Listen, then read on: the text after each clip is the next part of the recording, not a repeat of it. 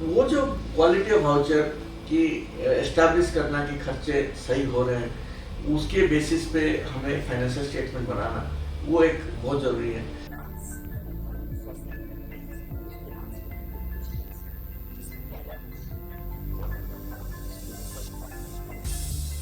एक तो there are agency, donor agencies जो पैसे देते हैं, इंस्टीट्यूशनल डोनर्स हैं जो पैसे देते हैं, या फिर आपके जैसे आजकल सीएसआर फाउंडेशन भी पैसे देते हैं।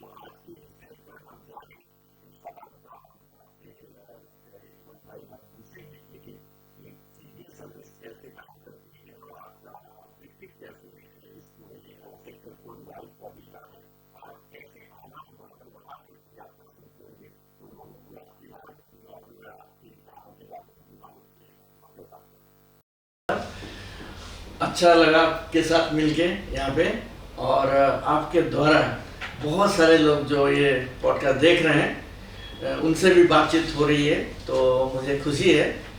और मेरी जो जर्नी रही 32 साल की, तो जब मैं इस एनजीओ सेक्टर में आया तब लोग फाइनेंस मैनेजमेंट, कंप्लायंस, गवर्नेंस, ये जो एरिया है इसको समझते थे कि ये तो है ही, इसमें क्या काम करना है। लेकिन हम लोग जब इस पर काम करना शुरू किया तब मैंने पाया कि इसके अंदर में बहुत सारी कैपेसिटी की कमी है, लोगों जानकारी की कमी है, और लीगल इश्यूज कॉम्प्लिकेटेड होते गए। तो हमें लगा कि एनजीओज के साथ हमें जुड़ के उनको समझाना है, उनको कैपेसिटेट करना है। Lot of legal compliance areas रहे, इवन बेसिक फाइनेंशियल मैनेजमेंट है, जो कि गांव में कोई काम अच्छा काम करता है लेकिन वो फंसते हैं वो अकाउंटिंग के लिए, क्योंकि अब उनके पास अच्छा अकाउंटेंट नहीं होता। और ये सब के लिए हमने जो शुरू की, तो हमने बुक्स भी लिखे, वर्कशॉप भी किए, रीच आउट किया एनजीओज को, जा कर के उनके साथ मिल के उनको समझाया, काम किया उनके साथ में, नेटवर्क्स बिल्ड किए। तो ये FMSF जो था, फाइनेंशियल मैनेजमेंट सर्विस फाउंडेशन, अभी 30 ईयर्स की ऑर्गेनाइजेशन है। उसके बीच में हमने एक कंसल्टिंग एडवाइजरी कंपनी भी खोली जो कि CPS सर्विसेज है, वो भी एक सोशल एंटरप्राइज ही है, और उसमें मैं अभी कार्यरत हूँ। और हमारा एक ऑडिट फर्म भी है, SPRM कंपनी, जो कि मोस्टली नॉन प्रॉफिट एनजीओज की ऑडिट करती है। तो हम ये सब हमारे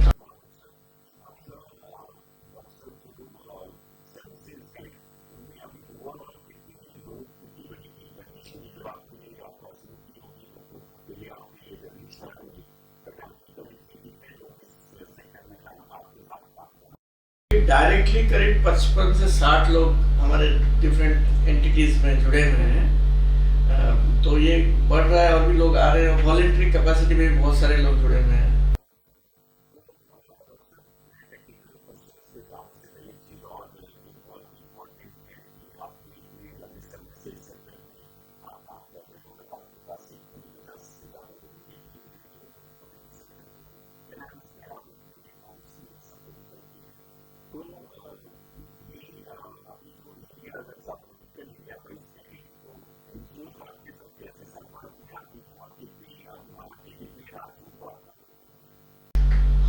मोटे सारे राज्यों को कवर किए हैं, और एनजीओ हमारे साथ अभी जो जुड़ते हैं, अभी तो ऑलरेडी बहुत सारे हमारे साथ जर्नी कर रहे हैं, और जो नए एनजीओ हैं उनको भी जुड़ने के लिए हम रीच आउट करते हैं ईमेल के द्वारा और कोई नेटवर्क के द्वारा, और ऐसे मीटिंग्स में तो लोग हमारे साथ जुड़ते हैं। और कभी किसी को कहीं पे फंसते हैं, कहीं कंप्लायंसेस में, फिर हम उनको रीच आउट करते हैं उसके द्वारा। और हम एक डेटाबेस रखते हैं और उनको काफ़ी चीज़ें जो है pro bono free service provide करते हैं, जहाँ पे छोटे जो अफोर्ड नहीं कर सकते उनको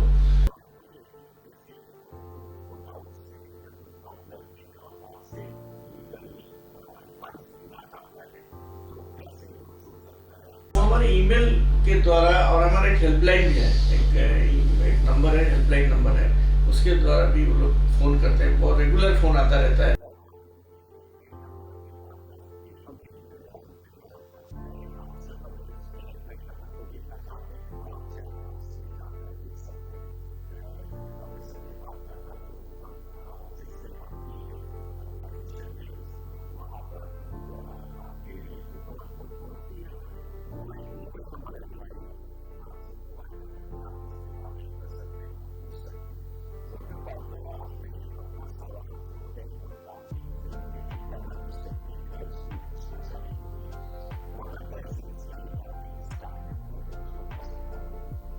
देखिए, अकाउंटिंग स्टैंडर्ड जो है, अकाउंटिंग स्टैंडर्ड अगर टेक्निकली हम देखें तो institute of chartered accountants of India accounting standard जारी करती है। अब क्या है, एनजीओज के लिए specifically separate accounting standards mandatory अभी तक नहीं हुई है। तो अगर कोई एनजीओ कंपनी लॉ में अगर इनकॉर्पोरेटेड है तो उनके लिए जो अकाउंटिंग स्टैंडर्ड मैंडेटरी है, लेकिन अगर सेक्शन कंपनी है, फिर अगर ट्रस्ट या सोसाइटी है, उनके लिए मैंडेटरी नहीं है कोई अकाउंटिंग स्टैंडर्ड, लेकिन कुछ बेस्ट प्रैक्टिसेस है। फॉर एग्जांपल, उनको फाइनेंशियल स्टेटमेंट बनाना, सबसे बड़ा प्रॉब्लम दिक्कत ये आती है कि जो डोनर पैसा देता है वो फाइनेंशियल स्टेटमेंट में हम कैसे दिखाएं। और पहले क्या था, हम लोग का जो फाइनेंशियल स्टेटमेंट अभी जो बनती है उसमें इनकम एंड एक्सपेंडिचर अकाउंट आता है। इनकम एंड एक्सपेंडिचर क्या होता है, एक इनकम, टोटल इनकम कितना हुआ, टोटल एक्सपेंडिचर कितना हुआ, सरप्लस कितना है, डेफिसिट, यही है, सिंपल सा। लेकिन इशू क्या है कि उसके अंदर में कुछ इनकम ऐसे हैं जो कि रेस्ट्रिक्टेड है, क्योंकि डोनर ने बोल दिया भाई ये आप ये पैसे में ये काम आपको करना है, तो वो क्या हमारा इनकम है, उसके जो अंदर में अगर सरप्लस है तो वो तो नेक्स्ट ईयर खर्च करना ही है, उसको क्या हम सरप्लस माने, ये सब दिक्कतें होती है। तो उसको क्या करते हैं, अगर ये सिर्फ इनकम टोटल दिखा दिया, एक्सपेंडिचर टोटल दिखा दिया, तो हमने उसमें ट्रेल खो गया उसका। फिर कोई डोनर है, कोई आउटसाइडर है, वो जाके देखना चाहेगा कि भाई मैंने ₹1,00,000 दिया था, इसमें से खर्चा कितना हुआ, बैलेंस कितना बचा है, वो सागर में वो डूब गया, वो चला गया, ढूंढना मुश्किल है। तो अगर उसको हम प्रॉपर स्ट्रक्चर नहीं करेंगे अकाउंटिंग को, फिर हम उसमें ट्रायल नहीं कर पाएंगे, ट्रैक नहीं कर पाएंगे। और ऐसे बहुत सारी संस्थाएं आज इसीलिए 20 साल 25 साल से ट्रायल नहीं किया, अब उनको ढूंढने में बहुत परेशानी होती है।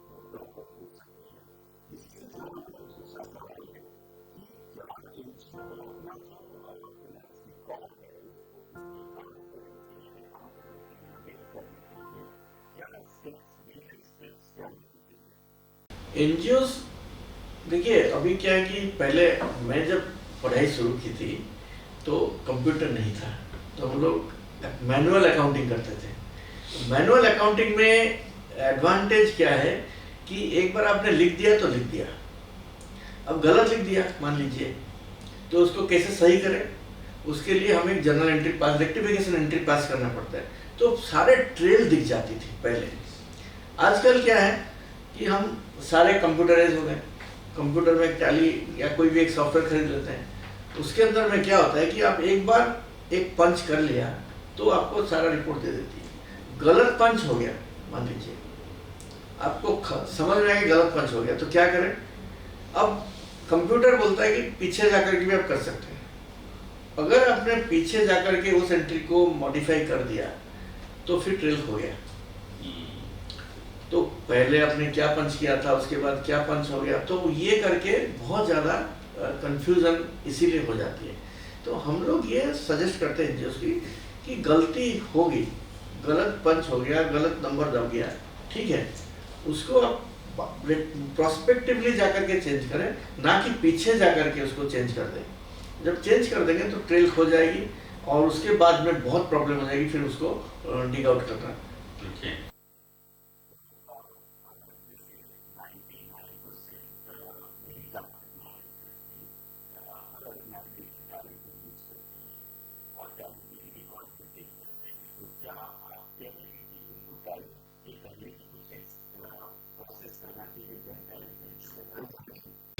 तो क्या होता है कि हम लोग सोचते हैं कि टैली इज द सॉल्यूशन और computer is accounting is the solution. देखिए कंप्यूटर क्या है, गार्बेज इन गार्बेज आउट। आपने जो एंट्री किया वही निकलेगा, ठीक है। अब एंट्री हम कैसे करें?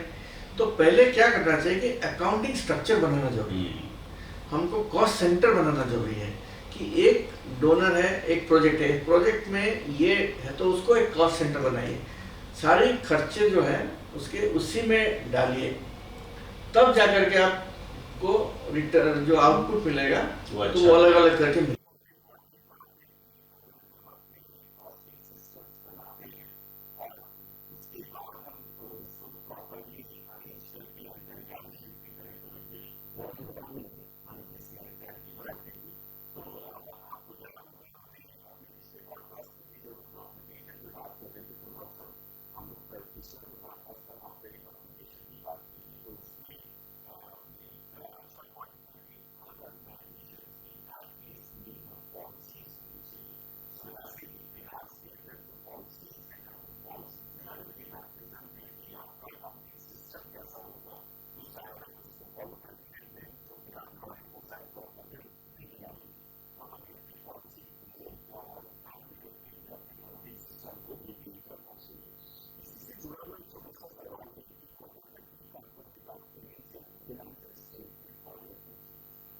कोई स्पेसिफिक अलग फाइनेंशियल स्टेटमेंट प्रेस्क्राइब नहीं हुई है, बट जो इनकम बेसिक पेमेंट अकाउंट है, इनकम एंड एक्सपेंडिचर अकाउंट है और बैलेंस शीट है, ये तीन चीज़ें फाइनल अकाउंट्स हमारे क्या हम लोग मानते हैं। लेकिन एक चीज़ और मैं आपको यहाँ पे बोलना चाहूँगा, एक जो पॉलिसी की बात हो गई, एक सबसे बड़ी समस्या जो एनजीओज को है वो है डॉक्यूमेंटेशन, वाउचर डॉक्यूमेंटेशन। वाउचर भी हमको लोग समझते नहीं कि वाउचर है क्या। अब क्या होता है वाउचर मेरे लिए नहीं है, मैं खर्चा किया हूँ, मुझे तो पता है मैंने खर्चा किया, लेकिन वाउचर उसके लिए है जो वहाँ पे था नहीं, जो इसको बाद में वेरीफाई करेगा। तो हम लोग जब वाउचर की बात करते हैं तो हम लोग सोचते हैं भाई क्या करें, गांव में तो मिलेगा नहीं कोई सपोर्ट डॉक्यूमेंट, अब क्या करें। अब वाउचर का क्या है कि मैं हर टाइम पे ये कहता हूँ कि एनजीओज का जो वाउचर का है उसका हाथ पैर होता है, वो भाग जाते हैं। एग्जाम्पल, एक गांव में आपने मीटिंग करने गए, 100 लोगों को खाना खिलाया, लोग खाना खाए चले गए। अब गांव में कैसे आप वाउचर क्रिएट करेंगे, डॉक्यूमेंटेशन सपोर्ट कैसे लाएंगे? तो उसके लिए क्या होता है कि पहले से सोचना पड़ता है कि हमारे पास डायरेक्ट एविडेंस नहीं है, जीएसटी बिल मिलेगा नहीं वहाँ पे, तो क्या कर सकते हैं? तो इसके लिए हमें जो सब्सिडियरी रिकॉर्ड्स या सर्कमस्टेंशियल एविडेंस क्रिएट करना चाहिए। फोटोग्राफ, उस विलेज जो मीटिंग हुई इसकी फोटोग्राफ, उसकी जो रिकॉर्ड है, कौन कौन लोग आए थे, इनकी सिग्नेचर, क्या डिस्कशन हुआ, वो उसके बारे में थोड़ा सा लिखना। ये करके हम एक डॉक्यूमेंटेशन क्रिएट करते हैं। वो अगर नहीं करते हैं, बाद में सोचने से वो होगा नहीं, क्योंकि वो लोग चले गए होंगे। तो ये एक है कि पहले से सोच करके फ्रॉम थर्ड पार्टी पर्सपेक्टिव ही करना।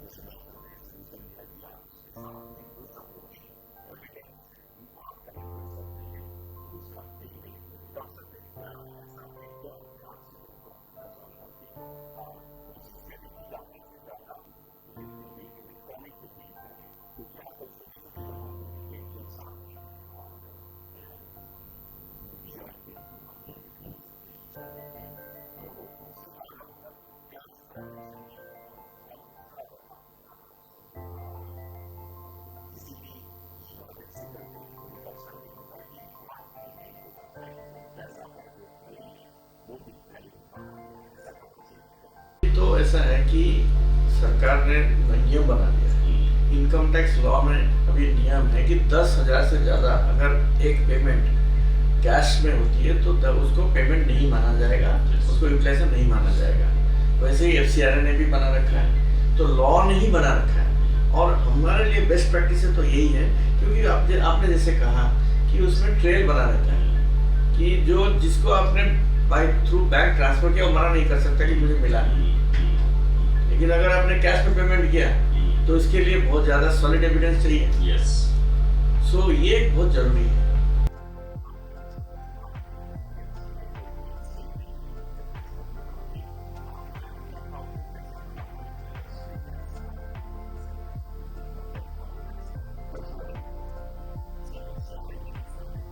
FCRA में भी देखिए, पहले तो FCRA ने जब 2014 में आया था, उन्होंने बोला था कि 20,000 5,000 अभी शायद नहीं 20,000 था, जबकि इनकम टैक्स में 20,000 था। तो अभी इनकम टैक्स 10,000 कर दिया है।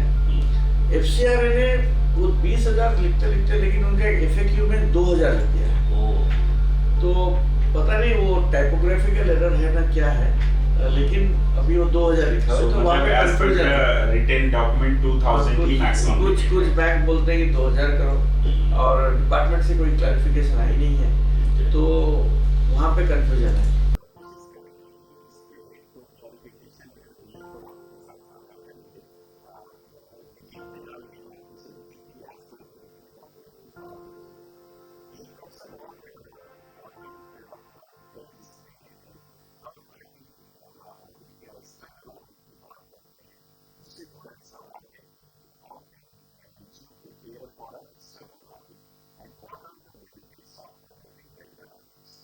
एक्सटर्नल ऑडिट जो है, एक तो मैंडेटेड बाय लॉ है। जैसे कि आपने अगर इनकम टैक्स में टैक्स एग्जम्प्ट स्टेटस एंजॉय करते हैं 12 में, या फिर FCRA है, उसके लिए आपको एक्सटर्नल ऑडिट कराना जरूरी है।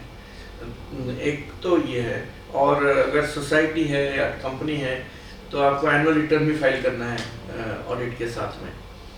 और ऑडिट को बहुत लोग एक नेसेसरी इविल समझते हैं कि भाई क्या करें, अब तो ऑडिटर आएगा, दुनिया भर का सवाल पूछेगा। लेकिन ऑडिट को कैसे एम्पावरिंग प्रोसेस बनाएं, दैट इज मोस्ट इम्पोर्टेंट। और जो अच्छे ऑडिटर होते हैं वो डिफिकल्ट ऑडिटर होते हैं। Easy auditors are not good auditors. जो सवाल ऑडिटर नहीं पूछेगा तो आगे जाकर और कोई पूछेगा। तो ये ऑडिटर क्या करते हैं, आपको प्रिपेयर करते हैं आपकी सारे, तो हम एक कहते हैं जैसे प्रोफेशनल स्केप्टिसिज्म। हम लोग, जब मैं इस प्रोफेशन में आया तो मेरे दिमाग में ये सवाल आता था कि जब मैं पढ़ता था तो जब ऑडिट रिपोर्ट देखता था, कहीं पे नहीं लिखा होता था कि you are done very well, excellent. तो मैं जाकर के मैंने जिनके अंडर में था, मैंने उनका पूछा कि आप क्यों इसमें हमको आप लिखने नहीं देते कि बहुत अच्छा था सिस्टम। बोले देखिए, अगर हम लोग बोलते हैं कि कहीं पे कोई गलती नहीं है, इसका मतलब भी सिस्टम सही है। हम नहीं बोलेंगे सिस्टम बढ़िया है, क्योंकि हमारा रोल है कि उसको स्केप्टिकली देखें सब चीज को। तो वो एक इम्पोर्टेंट है NGOs के लिए।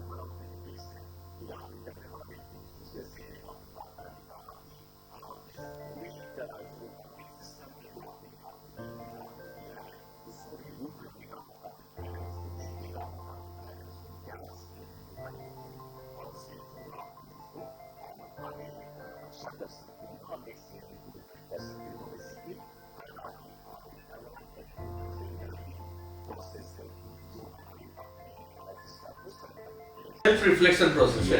It is like a mirror. आप जाकर के मिरर में अपने आप को देखते हैं, अपना संस्था को देखते हैं, कैसा दिखता है। Very nice. Very nice.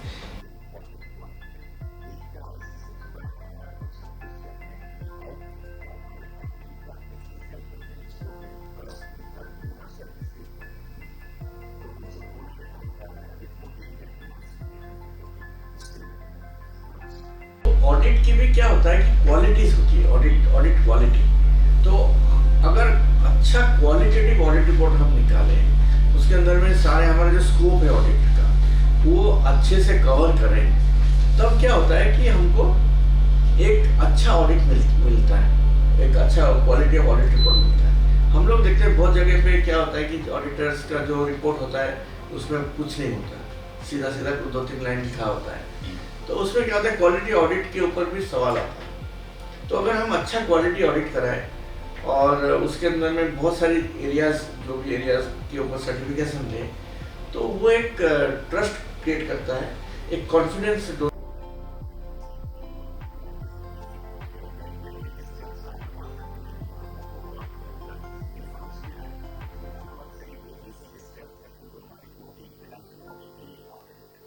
Donor reporting में पहला चीज तो डोनर को ये समझना है कि मैंने जो पैसा दिया था उसका क्या हुआ। तो उसके लिए क्या होता है कि एक तो हमारी इनकम हो गई, ये पैसा आया, खर्चा जो हुआ क्या बजट के हिसाब से हमने खर्चा किया, तो बजट वर्सेस एक्चुअल का प्रिपरेशन कंपैरिजन है या नहीं है। लाइन आइटम जिसके लिए उन्होंने पैसा दिया उसी के लाइन आइटम के हिसाब से खर्च हुआ या नहीं हुआ। क्वालिटी ऑफ वाउचर कैसे है, what are their concerns on the quality of voucher. एक चीज समझना जरूरी है कि वाउचर क्या है। Voucher is a cash equivalent. आपके पैसे हैं, वाउचर नहीं है। वाउचर है तो कैश चला गया है, तो वाउचर को कैश की तरह ट्रीट करना है। तो वो जो क्वालिटी ऑफ वाउचर की एस्टैब्लिश करना कि खर्चे सही हो रहे हैं, उसके बेसिस पे हमें फाइनेंशियल स्टेटमेंट बनाना, वो एक बहुत ज़रूरी है। और जो बहुत सारे डोनर क्या बोलते हैं कि आप एक सेपरेट बैकग्राउंड मेंटेन करिए, उसके अंदर हम पैसे हम ट्रांसफ़र करेंगे, उसको आप खर्चे करिए और उसके अंदर बैलेंस आप देखिए। क्योंकि क्या होता है कि बहुत जगह पे एक भी आजकल सब बोलते हैं कि आप एक हमारे प्रोजेक्ट के लिए प्रोजेक्ट अकाउंट, ताकि वो क्लैरिटी देखें। नहीं तो एक बैकग्राउंड में होने से फिर वो मैच हो जाता है। हाँ, वो फिर उसको निकालना मुश्किल पड़ता है।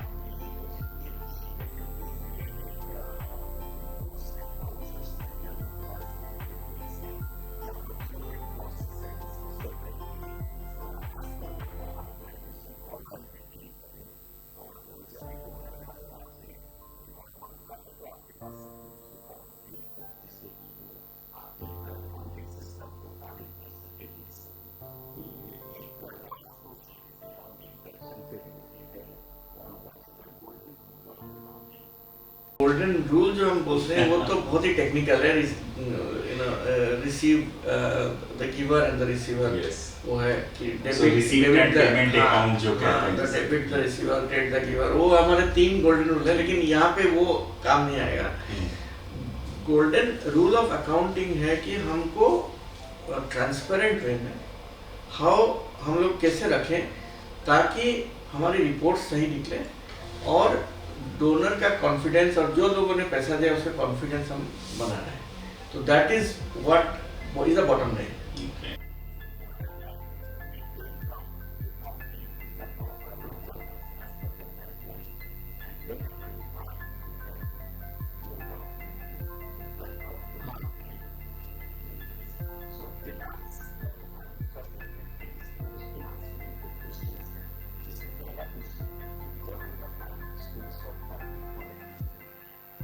एनजीओ देखिए बहुत सारी जगह पे बोलते हैं सस्टेनेबिलिटी। एनजीओ कहाँ से सस्टेनेबल होगा?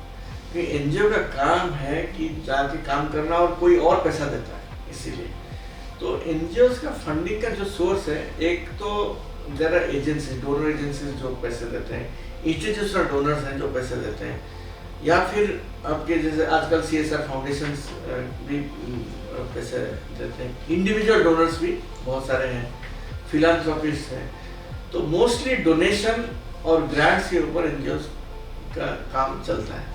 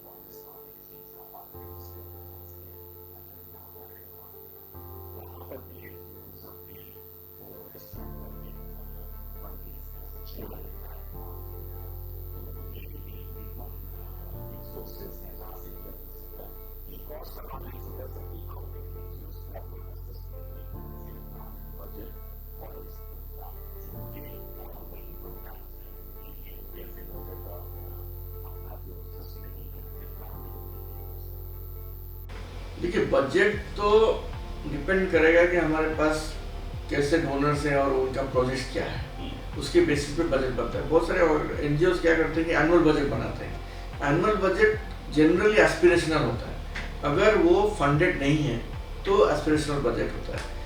पहले क्या था, पहले एक कोर ग्रांट मिलता था बहुत सारे एनजीओ को, आजकल प्रोजेक्ट ग्रांट मिलने लगा। प्रोजेक्ट ग्रांट में क्या होता है कि बहुत सारे रिस्ट्रिक्शंस हैं, एनजीओ प्लान कर नहीं सकता, इसीलिए एनुअल बजट बनाना मुश्किल होता है। तो एनुअल बजट बहुत सारे प्रोजेक्ट बजट को मिला करके एनुअल बजट बनता है। और it is also rolling budget. Rolling budget क्या है कि मान लीजिए ईयर बिगिनिंग में आपके पास 2 प्रोजेक्ट है, 2 प्रोजेक्ट का बजट बन गया है, लेकिन ड्यूरिंग द ईयर मान लीजिए आपके पास और एक प्रोजेक्ट आया, तो उसको मिला करके कोई core grant, non designated grant मिलता नहीं है आजकल, बहुत मुश्किल है आजकल मिलना। सो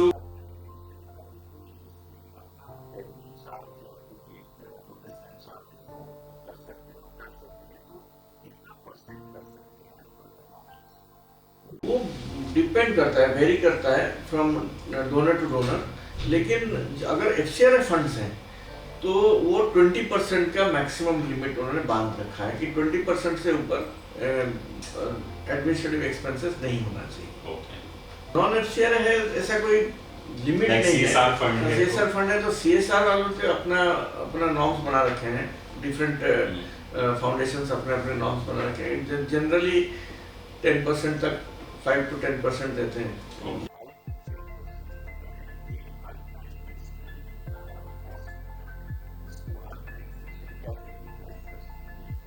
उसमें भी काफी लिमिटेशन आजकल दे रखा है। ऑर्गेनाइजेशनल कॉस्ट नाम की नहीं है, वो बोलते हैं कि आपकी जो प्रोजेक्ट है उसी को आप कैसे इम्प्लीमेंट करें, और उसको आप अलग लेकर के रिजर्व क्रिएट नहीं कर सकते, उसको खर्चा करना है हमको। तो उसके अंदर भी काफी सारे लिमिटेशंस आ गए आजकल। तो वैसे कोई ऑर्गेनाइजेशन का खर्चा, जैसे फॉर एग्जाम्पल मान लीजिए आपकी स्टैट्यूटरी ऑडिट है, स्टैट्यूटरी ऑडिट फीस कहाँ से आएगा संस्था के लिए, वो भी एक चैलेंज होता जा रहा है एनजीओ के लिए। तो फ्री रिजर्व्स आजकल मिलता नहीं है बहुत आसानी से।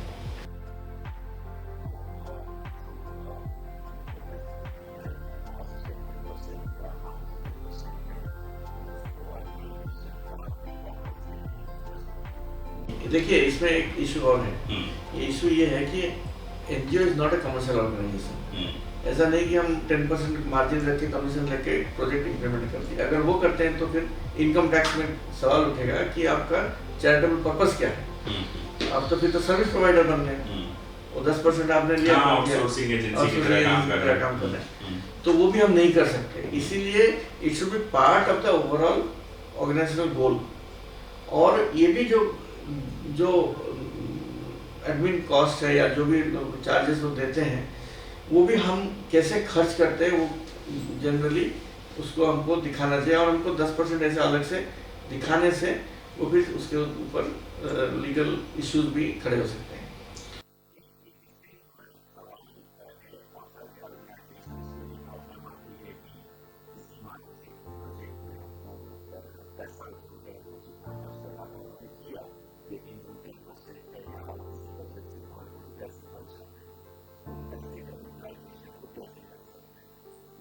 पैसे का क्या है कि पहले तो डोनर क्या चाहते हैं, जिन्होंने पैसा दिया वो क्या उसको क्या कैसे चाहते हैं।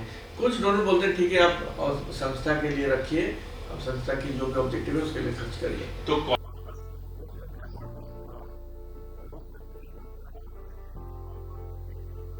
कॉर्पस को भी समझना जरूरी है। कॉर्पस एक लूजली यूज्ड वर्ड है। देखिए जनरल रिजर्व है तो रिजर्व है, कॉर्पस तो क्या है कि कॉर्पस अगर स्पेसिफिकली अगर लिख के डोनर देता है कि ये कॉर्पस के लिए, तभी जाके कॉर्पस में हम लोग ट्रांसफर कर सकते हैं। कॉर्पस भी एक जनरल फंड का हिस्सा है, लेकिन वो अलग से हम उसको दिखा सकते हैं, प्रोवाइडेड अगर डोनर उसको एग्री करे तो।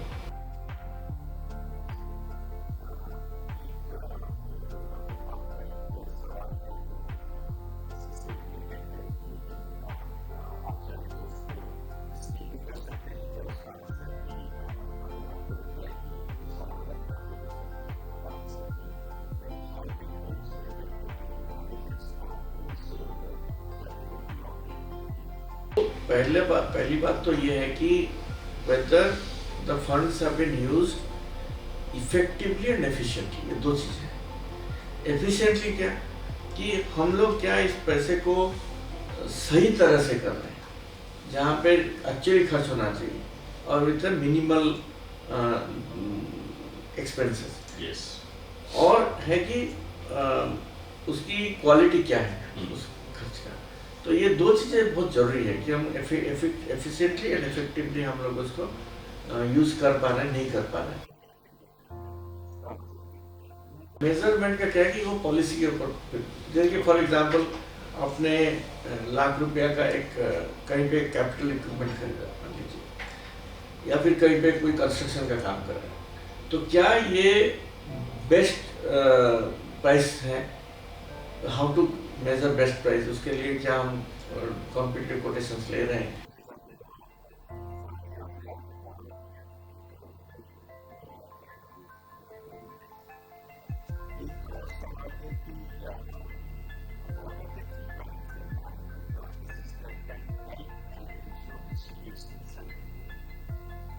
एक है कि books of accounts recording properly, setting of controls and doing compliances. 3 bits हैं। क्या हम लोग सही तरह से बुक्स मेंटेन कर रहे हैं? क्या उसके अंदर में हमारे कंट्रोल सिस्टम्स हैं प्रॉपर? जैसे कि फॉर एग्जांपल कंट्रोल्स में एक चीज़ है कि there has to be 4 eyes principle. 4 eyes principle क्या है कि मेकर एंड चेकर जैसे हम बोलते हैं, किसी ने बनाया और किसी ने चेक किया। सो 2 लेवल पे काम हो रहा है क्या? So that is controls and compliances. Of course हम देख रहे हैं कि TDS का जमा सही टाइम पे हुआ नहीं। आजकल cost of non compliance is very high, penalty वगैरह बहुत ज़्यादा लग रहा है। हाँ, तो इसके लिए बहुत हम सतर्क रहें कि टाइमली हम लोग उसको जमा करें।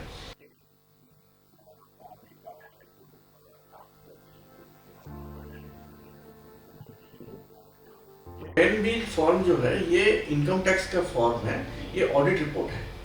अगर कोई संस्था 12A में रजिस्टर्ड है, एग्जेम्प्टेड है, तो उनको ऑडिट कराना पड़ता है। और 10B एक ऑडिट रिपोर्ट है जो कि ऑडिटर को भरना होता है। वो आजकल बहुत लंबा, बहुत सारा इंफॉर्मेशन उसके अंदर है, और इसकी जो लास्ट डेट है 30 सितंबर था। अभी एक हफ्ता उनको बढ़ाया है 7 अक्टूबर तक, और वो जो भरना बहुत जरूरी है, ऑडिटर को भरना पड़ता है।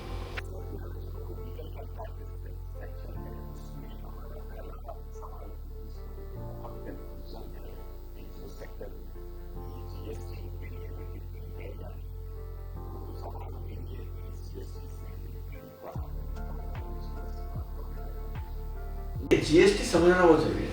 GST एनजीओ के लिए नहीं बना है, GST एक जनरल लॉ है। अगर कोई एक सर्विस प्रोवाइड करती है या कोई मैन्युफैक्चरिंग करते हैं, उनके एक थ्रेशोल्ड लिमिट के ऊपर उनको GST लग जाता है। अच्छा, GST एक और चीज़ है, GST भी एक कलेक्शन एंड डिपॉजिट एक्ट है।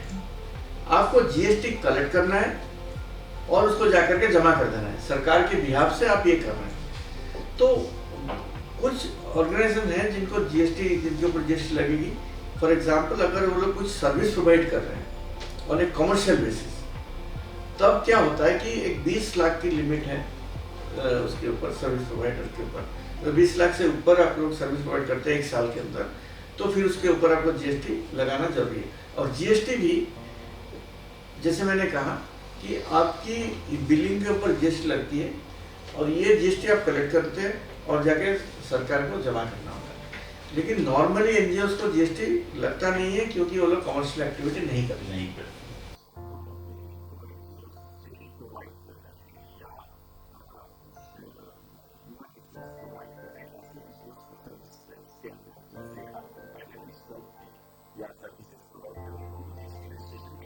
कराना चाहिए। हाँ, depends.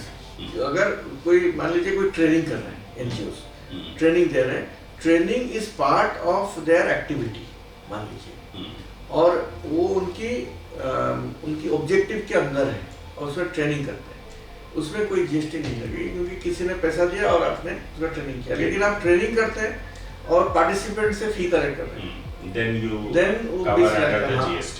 Okay. All right.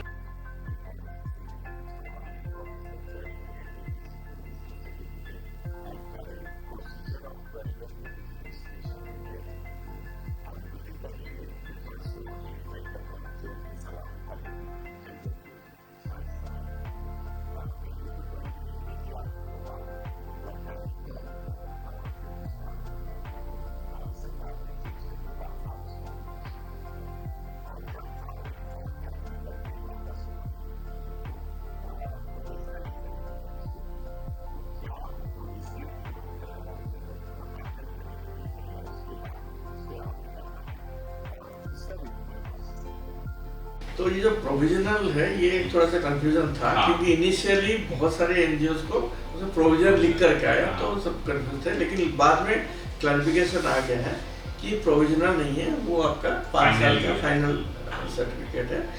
And before 1 year of the expiry of the certificate आपको दोबारा अप्लाई करना है और 12 बैंक के लिए, क्योंकि आजकल 5 साल, जैसे आपने कहा 5 साल हो गया है, तो 5 साल के अंदर आपको ये, उसके बाद आपको रिन्यू करना है। तो before the expiry of 5 years दोबारा हमें फिर एक बार अप्लाई करना है। फॉर्म है इनका, उसका जो है उसमें अप्लाई करने से फिर आपको दोबारा ऑनलाइन है, ऑनलाइन सब कुछ आजकल ऑनलाइन है।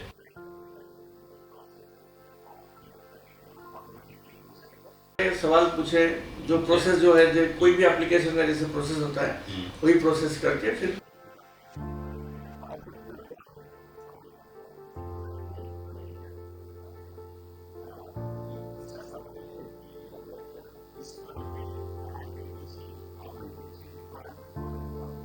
Not necessary. आप एनजीओ बनाइए, आपको 12 नहीं लेना है और आपको टैक्स देके चलाना है, चला सकते हैं। हमको अगर टैक्स एग्जेम्पशन चाहिए,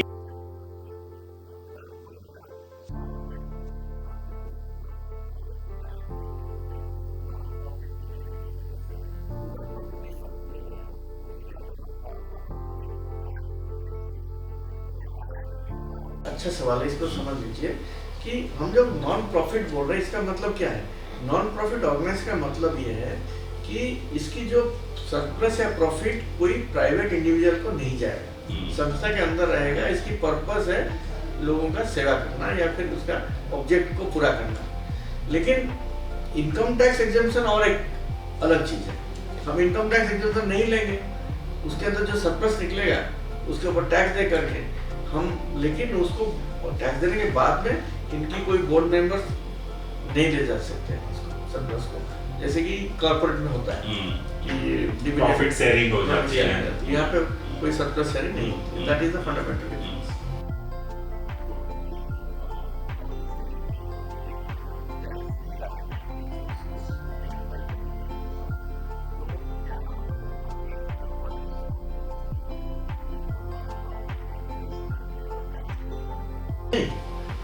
नॉन प्रॉफिट के अंदर तो ये नॉन प्रॉफिट ही है, ये आपका नॉन प्रॉफिट ही है, लेकिन टैक्स देना वो तो दूसरा लॉ के अंदर है। नहीं,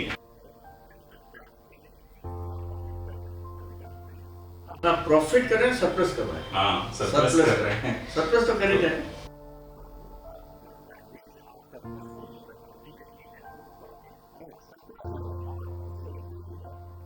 सेविंग में सरकार का कहना है कि भाई आप सरप्लस कर रहे हैं तो जो सरकार की ड्यू है आप दीजिए। अभी ये समझ लीजिए एक बार, तो 12A को एक बार मैं समझाना चाहता हूँ। 12A क्यों है, इसकी फंडामेंटल क्या है? फंडामेंटल ये है कि सरकार का कहना है कि भाई हम लोग भी जनहित का काम कर रहे हैं, सही बात है। आप लोग भी जनहित का काम कर रहे हैं, आपसे हम 33% टैक्स लेंगे, फिर उसी काम में लगाएंगे। तो इसीलिए हम आपको एक प्रिविलेज दे रहे हैं एनजीओ सेक्टर को कि 12A आप लीजिए, आपको टैक्स देने की जरूरत है, पूरा का पूरा पैसा जो काम हम कर रहे हैं उसमें लगाइए। अब अगर आप वो नहीं करना चाहते हैं तो टैक्स दीजिए, फिर हम वही काम करेंगे। ये है।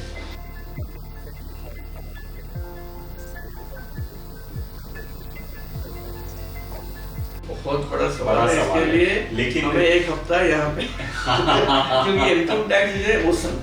हाँ, बट मैंडेटरी कुछ जो मेजर है। अभी एक बड़ा कंप्लेंस मैं आपको ये बताना चाहता हूँ कि अभी एक कंप्लेंस है कि पहले books of accounts under income tax define नहीं था। अभी पूरा रूल बना करके बुक्स ऑफ अकाउंट डिफाइन नहीं था।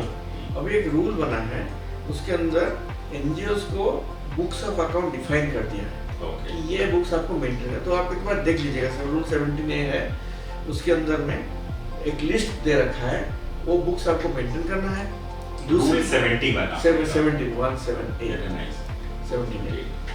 तो और उसमें क्या है कि ये और एक चीज है कि कहाँ पे मेंटेन है वो भी आपको इन्फॉर्म करना है। अगर आपके रजिस्टर ऑफिस में मेंटेन नहीं है तो आपको इंटीमेट करना होगा इनकम टैक्स डिपार्टमेंट को कि हमारा बुक्स ऑफ अकाउंट यहाँ पे मेंटेन है। माने अलाउड है, आप कहीं भी मेंटेन कर सकते हैं, लेकिन वो आपको इंटीमेट करना जरूरी है। तो ये एक बहुत इंपॉर्टेंट और अभी आया है, ये एक डेढ़ साल हो गया।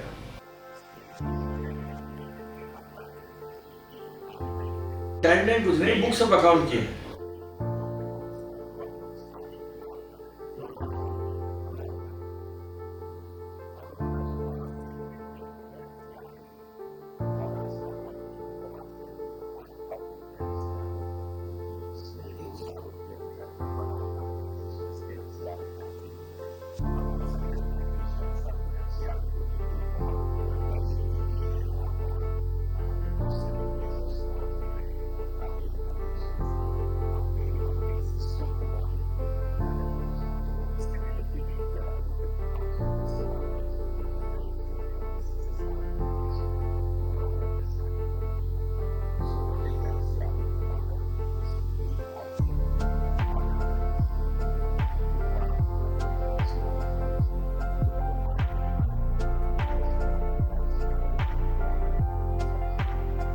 FCRA जो है एक कोई भी एनजीओ डिस्कशन FCRA के बिना कंप्लीट नहीं होगा।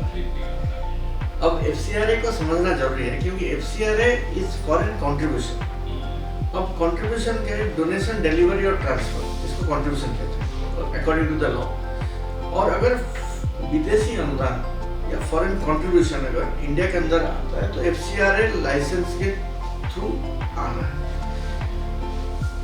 तो लेकिन ये अब FCRA जो डोनेशन है, डोनेशन में उसका ऑपोजिट और दूसरा चैनल ये है कि फीमा, फॉरेन एक्सचेंज मैनेजमेंट एक्ट। फीमा के अंदर अगर कोई कमर्शियल रिसीट है तो फीमा के अंदर आएगा। FCRA के अंदर ओनली डोनेशन, फॉरेन डोनेशन आएगा। अब फॉरेन डोनेशन क्या है? फॉरेन डोनेशन ने उन्हें लिस्ट दिया है कि कौन है फॉरेन सोर्स। फॉरेन सोर्स का लिस्ट दिया गया है, कोई ऑर्गेनाइजेशन बाहर रजिस्टर्ड है, कोई फॉरेन नेशनल है, ये अगर कोई भी करेंसी में देते हैं वो फॉरेन कंट्रीब्यूशन माना जाएगा। और फॉरेन कंट्रीब्यूशन अगर हम लेना है तो FCRA में रजिस्टर करना है। एक वे में ये बहुत सिंपल है, बट ये जो सेक्शंस है 50 के आसपास सेक्शंस हैं, लेकिन बहुत कॉम्प्लेक्स भी है। मतलब 50 number of 50 sections. Income tax तो बहुत ज्यादा है ना, इनकम टैक्स के so compare to income tax तो बहुत कम है, लेकिन कॉम्प्लेक्स है। तो बेसिकली वो क्या कहता है कि आपको एक लाइसेंस लेना है, रजिस्ट्रेशन लेने के बाद आपको books of account separate maintain करना है। सेपरेट बैंक अकाउंट मेंटेन करना है। और फाइनेंशियल्स जो भी पैसे हमको मिलता है उसको सेपरेट चैनल में रखना चाहिए till it is end utilize. Final utilization तक या तो इसको डेजिग्नेटेड बैंक अकाउंट या उसके बाद उसको यूटिलाइजेशन बैंक अकाउंट में रखना है। और उसके लिए बहुत सारे कंप्लायंसेस है। आप यूटिलाइजेशन बैंक अकाउंट को भी आपको खोल के एफसीआरए में अप्रूवल कराना है। अच्छा, अगर बोर्ड मेंबर्स हैं, बोर्ड मेंबर्स का चेंज होता है वो भी हम अपडेट करना है। और ये 5 साल, हर 5 साल में हमें करना है। तो इसमें क्या होता है कि इवन दो ये बहुत कॉम्प्लेक्स लॉ नहीं है, फिर भी उसमें कॉम्प्लेक्सिटी इसकी है। हमें छोटे छोटे कॉम्प्लायंसेस जो कि लोग चूक जाते हैं, इसको नहीं कर पाते हैं या ओवरलुक कर जाते हैं। तो ओवरलुक करने से क्या होता है कि उसी के बेसिस पे फिर रिन्यूअल रुक जाती है बहुत जगह पे, जो हमने देखा है। क्योंकि हमने जब कोई ऑर्गेनाइजेशन का डिनायल आता है, फिर हम जब एनालाइज करते हैं, देखते हैं कि उनका जो एनुअल रिटर्न है उसमें कोई डिफेक्ट था या कहीं पे छोटा मोटा कुछ गलतियां की थी, या फिर एफसीआरए की जब ऑडिट आई तो उसके अंदर में उनको कुछ मिला। तो ये सब काफी सारी चीजें जो नॉन कॉम्प्लायंस थे वो सब सामने आ रहा है। अच्छा, इसके इशू क्या है कि बहुत सालों तक एफसीआरए में सवाल पूछा नहीं गया। अब एनजीओज एफसीआरए लेते गए और उसका रिटर्न फाइल करते गए, ना उन्होंने देखा ना हमने। अभी थोड़ा सा उसको सरकार की तरफ से भी केयरफुली देखा जा रहा है, स्क्रूटनाइज किया जा रहा है, जिसमें कि एनजीओज को तकलीफ हो रही है। क्योंकि अभी उनको समझना है उस लॉ को और उसके साथ कंप्लाई करने में दिक्कत हो रही है। तो अगर हम सही तरह से कंप्लाई करें, उसकी जो स्पिरिट ऑफ द लॉ है उसके अंदर कंप्लाई करें, तो मेरे हिसाब से इसको किया जा सकता है। ऐसा रॉकेट साइंस नहीं है कि नहीं है।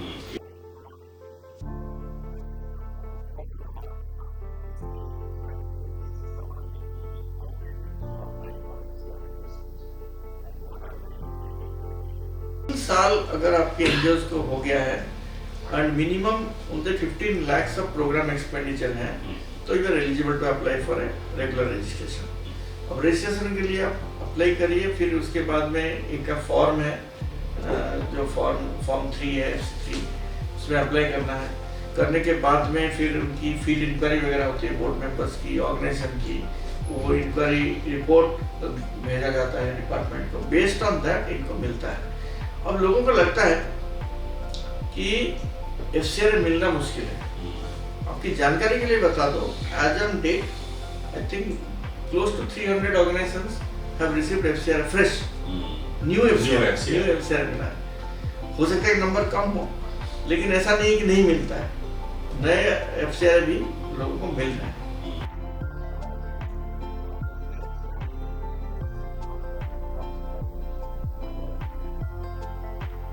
तो एफसीआरए जैसे मैंने कहा कि वो फॉरेन विदेशी अनुदान है, फॉरेन कंट्रीब्यूशन है, फॉरेन डोनेशन है। बहुत जगह पे हम लोग क्या करते हैं एनजीओज कि हर चीज को डोनेशन समझते हैं। फॉर एग्जांपल कोई एनजीओ को इम्पैक्ट असेसमेंट, कोई डोनर ने बोला हमारा इम्पैक्ट असेसमेंट कर दो, तो impact assessment is a service which the NGO is providing to an international agency. उसके अगेंस्ट में उसको पेमेंट मिलती है, लेकिन ये हम फिर भी उसको एफसीआरए के चैनल में ले आते हैं। और उसमें हालांकि क्लियरली डेफिनेशन में लिखा हुआ है नहीं, एफसीआरए की डेफिनेशन में any commercial receipt is outside of the purview of FCRA लिखा हुआ है। तो हर फॉरेन रिसीट फॉरेन कंट्रीब्यूशन नहीं होता। तो ये हमको समझना जरूरी है कि लेकिन फॉरेन कंट्रीब्यूशन या फॉरेन डोनेशन, ग्रांट्स, ये सब एफसीआरए चैनल में आना चाहिए। ओके।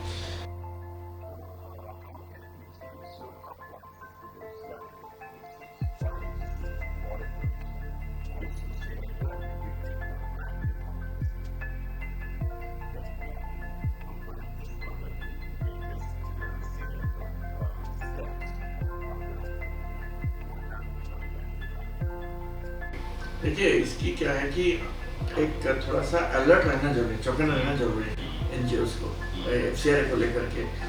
क्योंकि इनकी एक बार आपने मिस कर दी डेडलाइन, फिर उसके बाद में इसको फिर रीवर्क करना मुश्किल हो जाता है। तो एक मैंने जैसे कहा कि पैसा आएगा तो एसबीआई बैंक अकाउंट दिल्ली में, NDB new Delhi main branch में एक बैंक अकाउंट है उसमें रहेगा। उसके बाद हम उसको नेक्स्ट लेवल पे ले जाते हैं यूटिलाइजेशन बैंक अकाउंट में, और उसके बाद उसको खर्चे करते हैं, एक्सपेंडिचर करते हैं। ये है चैनल। हमने पहले भी वो कैश पेमेंट और बैंक पेमेंट का तो हमने बात कर चुके हैं, तो मोस्टली उसको बैंक के थ्रू चैनलाइज करना है। पर्पस की है, इसके 5 पर्पस है एफसीआरआई के जो रजिस्ट्रेशन का। एक रिलीजियस है, सोशल है, एजुकेशनल है, कल्चरल है, इकोनॉमिक है। आपको देखना चाहिए कि किस पर्पस पे आपको रजिस्ट्रेशन मिला है। और वो खर्चा जो आप कर रहे हैं किस पर्पस के लिए खर्च कर रहे हैं। बहुत जगह पे ये भी एक प्रॉब्लम है, हम लाते हैं सोशल में, एक खर्च करें इकोनॉमिक में। तो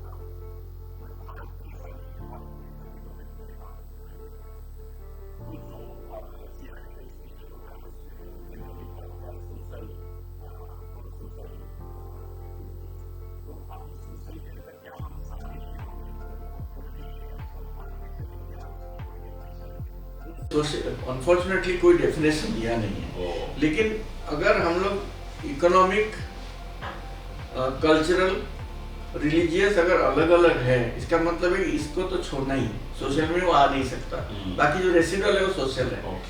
अगर हमें इकोनॉमिक काम करना है और हमारे पास सोशल रजिस्ट्रेशन है, तो इसको कंप्लाई करने का एक ही पॉसिबिलिटी है कि आप जाकर के उसमें ऐड करें। So ये इजीली हो जाते हैं? इजीली मैंने उसको अप्लाई करना होता है और फिर सरकार को लगेगा तो दे देते हैं।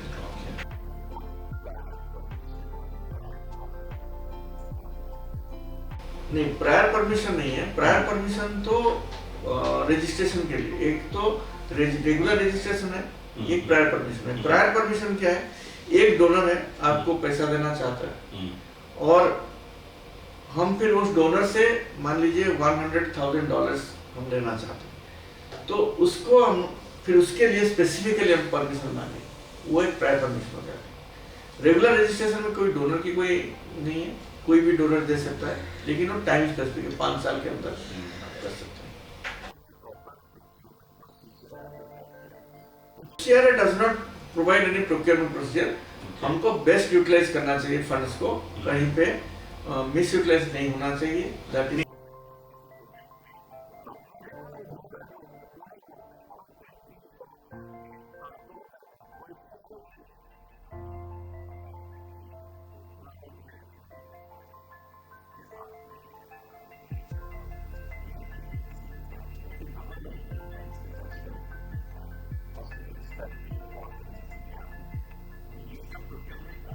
प्रोक्योरमेंट है, लेकिन एफसीआरआई कुछ नहीं बोलता है इसके बारे में। एफसीआरआई लॉ कुछ नहीं बोलता है। अब बेस्ट प्रैक्टिसेस है, डोनर्स बोलते हैं कि आप इतने अमाउंट से ऊपर अगर है तो आपको 3 कोर्स लेना चाहिए, कॉम्पिटिटिव कोर्स लेना चाहिए, करना। प्रोक्योरमेंट में क्या है कि देखिए, प्रोक्योरमेंट में जैसे रेगुलर प्रोक्योरमेंट जैसे है, मान लीजिए स्टेशनरी की प्रोक्योरमेंट है, अब हर टाइम स्टेशनरी खरीदेंगे, हर टाइम जाके प्रोसेस करेंगे, हर टाइम 3 कोट लाएंगे, ये करना दिक्कत वाली बात है। तो हम क्या करते हैं, जनरली जो रेगुलर प्रोक्योरमेंट प्रोसेसेस हैं उसके लिए हम एक बार प्रोसेस करते हैं, 1 साल के लिए मान लीजिए, एक आइडेंटिफाई करते हैं थ्रू प्रॉपर प्रोसेस, फिर उसको हम चलाते हैं। लेकिन अगर लार्ज वैल्यू आइटम्स है, कैपिटल आइटम्स है, उसके लिए हम प्रोसेस करते हैं, 3 कोट मिनिमम लेना है, और उसके बाद उसको हम लोग थोड़ा सा इंडिपेंडेंटली देखें। एक प्रोक्योरमेंट कमेटी बनाते हैं, परचेस कमेटी बनाते हैं जो कि थोड़ा इंडिपेंडेंट हो, उनको हम लोग एम्पावर करते हैं कि वो डिसीजन करें, ताकि जो मेकर एंड चेकर वाला ये है, जो फाइनेंस का जो पर्सन है वो प्रोक्योरमेंट कमेटी में ना बैठे, उस टाइप का हम कुछ एक चेक्स एंड बैलेंस करते हैं।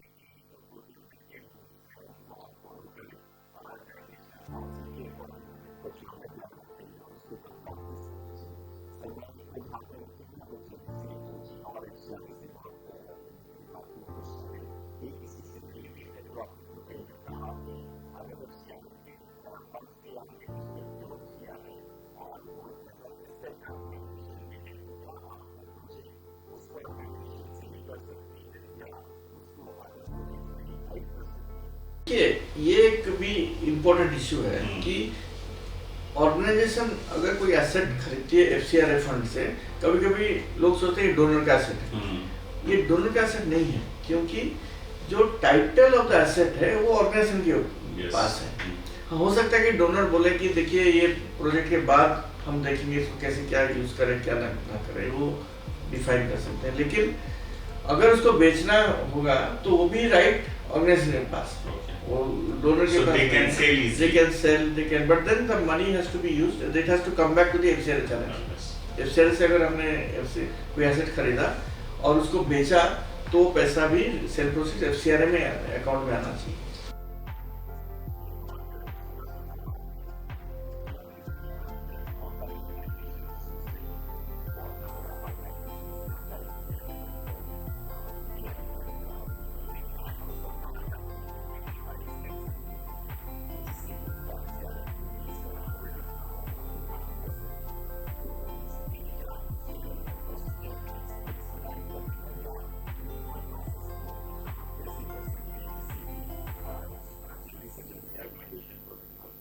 उसके लिए एनजीओ के हाथ में कुछ नहीं है, सरकार के हाथ में है। हमने एप्लीकेशन भर दिया है, अब क्या है कि सरकार के अपने टाइम पे वो लोग दे रहे हैं। अभी तो 3 महीना और बढ़ाया है, 31 दिसंबर कर दिया है। हाँ, तो वो उसके उनके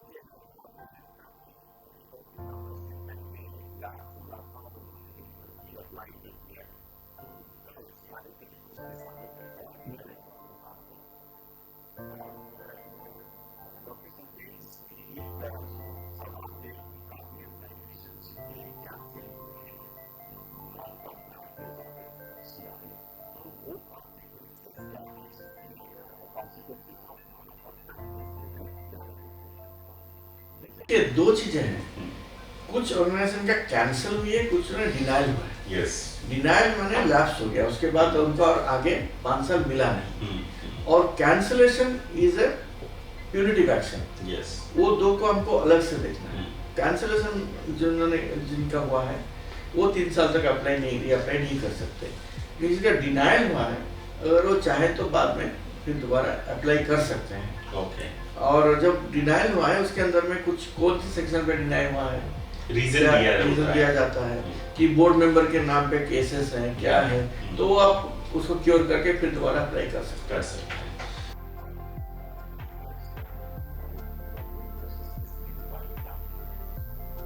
तो पहले तो एफसीआरए की जो लॉ थी बहुत ही रूडिमेंटरी बेसिक थी, अभी धीरे धीरे उसको आगे बढ़ा रहे हैं। अभी इसको काफी ऑनलाइन कर दिया है, बहुत सारी प्रोसेसेस को ऑनलाइन कर दिया है।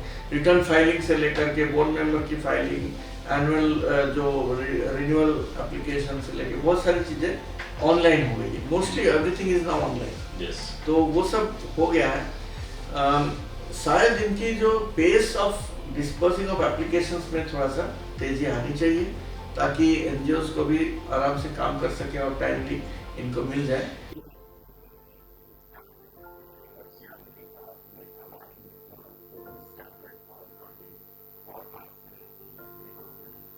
तो कोई मतलब स्टैंडर्ड तो ऐसा कुछ नहीं है इंटरनेशनली, बट ईच कंट्री उनको अपना ये, क्योंकि ये इंटरनल सिक्योरिटी लेजिस्लेशन है, तो इसलिए ये होम मिनिस्ट्री के अंडर है।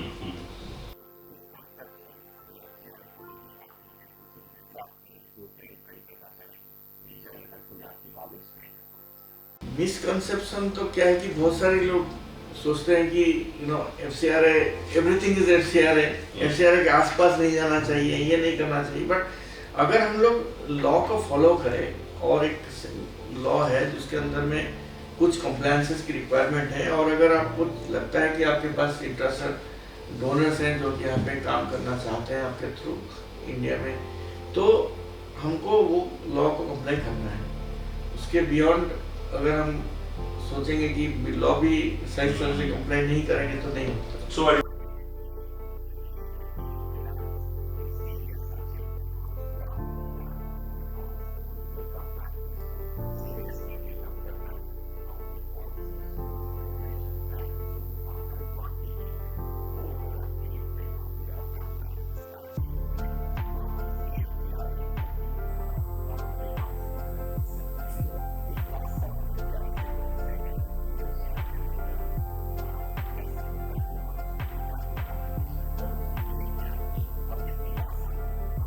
एक बार FC4 है, वो 31 दिसंबर उसकी लास्ट डेट है।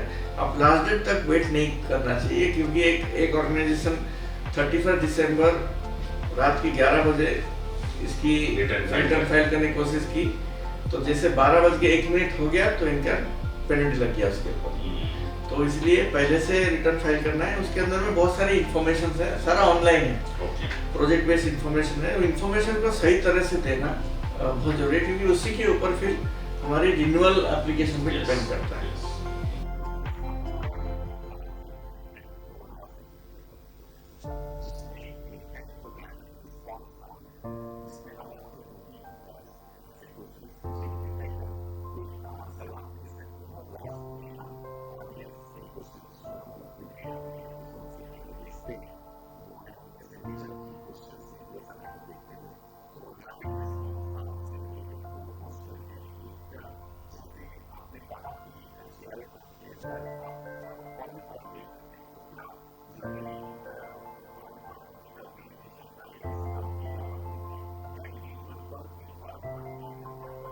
हाँ, अगर इंडिविजुअल फॉरेन नेशनल है, फॉरेन पासपोर्ट होल्डर है, तो ये FC फंड माना जाएगा, वो फॉरेन कंट्रीब्यूशन के अंदर है। अगर वो फॉरेन सिटीजन अगर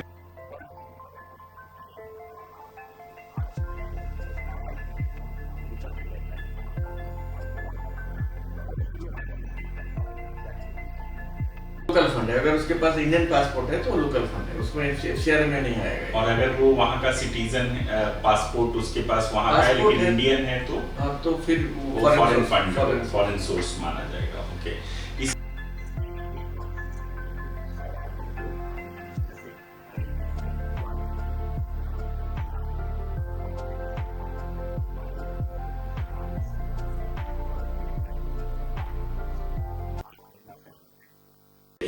ये इसकी दो पहलू है। एक ये कि कंप्लायंस कड़ी हुई है, definitely it has become tough. On the other hand NGOs compliance को भी नजरअंदाज भी करते हैं बहुत सारे, तो इसके लिए भी वो प्रॉब्लम में आते हैं। तो दोनों तरफ से है, ये NGO compliances have become difficult, more tough. At the same time we have not been able to pull up our socks.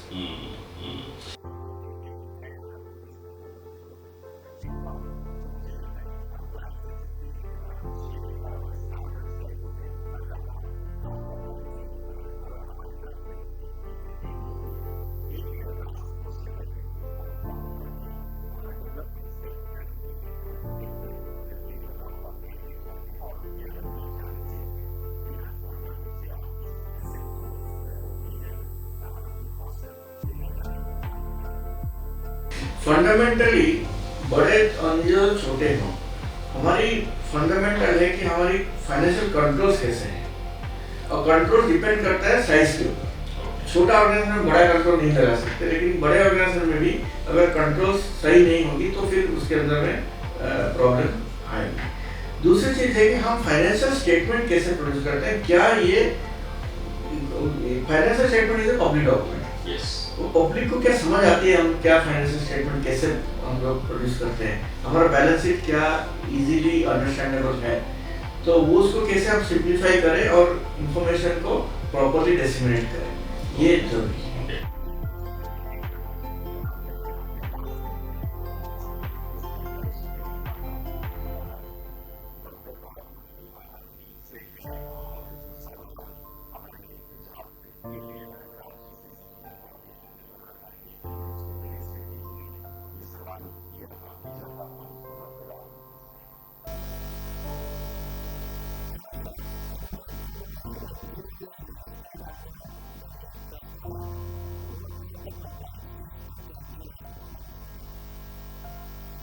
देखिए, ट्रस्ट एक्ट में कोई एनजीओ रजिस्टर नहीं होता इंडिया में, एक्सेप्ट फॉर गुजरात और महाराष्ट्र, जहाँ पे कि चैरिटी कमिश्नर है, बॉम्बे पब्लिक ट्रस्ट एक्ट है।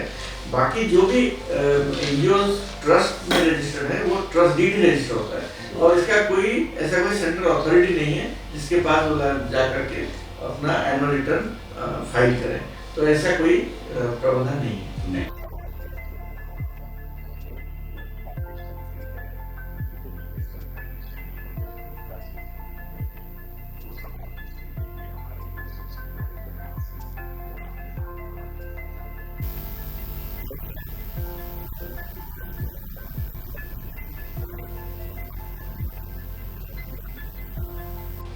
External audit definitely required, FCRA law ये कहता है, और एक चार्टर्ड अकाउंटेंट्स के लिए, ऑडिटर्स के लिए एक चार्टर भी जारी किया है। तो ऑडिट चाहिए, एफसीआरए अगर आपके पास है तो थर्ड पार्टी ऑडिट है।